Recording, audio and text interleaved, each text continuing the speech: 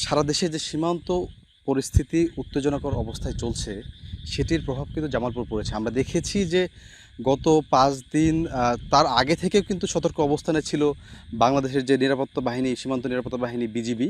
তারা এর পাশাপাশি কিন্তু তাদের পাশাপাশি কিন্তু সাধারণ মানুষও কিন্তু এই তাদেরকে সহায়তা করতে কিন্তু যোগ দিয়েছে। আমরা এখন রয়েছি জামালপুরের দেওয়ানগঞ্জ উপজেলার যে রামপুর এলাকায়।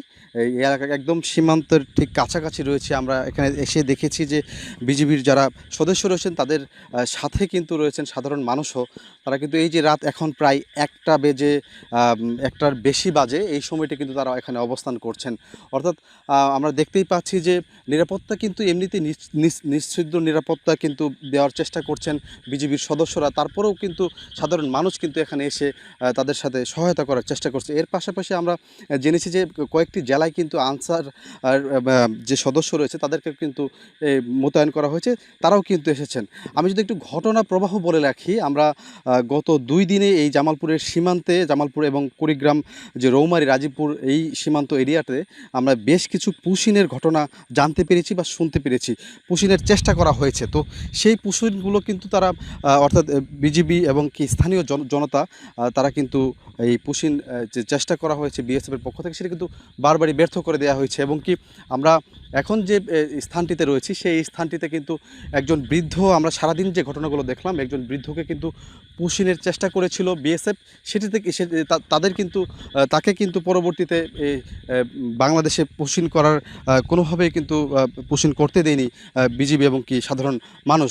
তো সেই জায়গা থেকে বলা চলে নিশ্চিদ্র নিরাপত্তা রয়েছে এই সীমান্ত এলাকায়।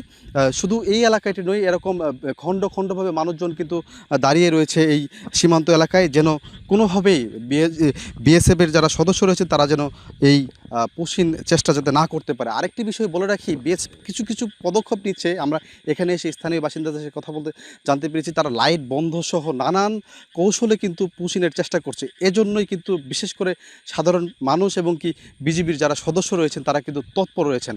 আর একটি বিষয় বলে রাখি যে যেহেতু এই নো ম্যানস ল্যান্ড এলাকায় বাংলাদেশের পক্ষে তেমন কাঁটাতার নেই, পাশাপাশি বৈদ্যুতিক লাইট নেই, সে কারণে কিন্তু কিছুটা এই নিরাপত্তা দিতে বা সীমান্ত নিরাপত্তায় কিছুটা কিন্তু বিঘ্ন হচ্ছে বলে জানিয়েছেন স্থানীয়রা। তো সব মিলিয়ে বলা চলে এই যে রাত প্রায় ১টা বাজে, এই ১টাতেও কিন্তু সাধারণ মানুষ কিন্তু নির্ঘুম রাত পার করছেন। বেশ কিছুদিন ধরেই সেটি কিন্তু এখনও চলমান রয়েছে। এই উদ্বুদ্ধ পরিস্থিতিতে যেন কোনোভাবেই এই বাংলাদেশের সার্বভৌমত্ব যাতে রক্ষা থাকে সেই দিকগুলো কিন্তু দেখছেন সাধারণ মানুষ। তো এই ছিল আমার কাছে জামালপুরের সীমান্ত এলাকার যে সর্বশেষ।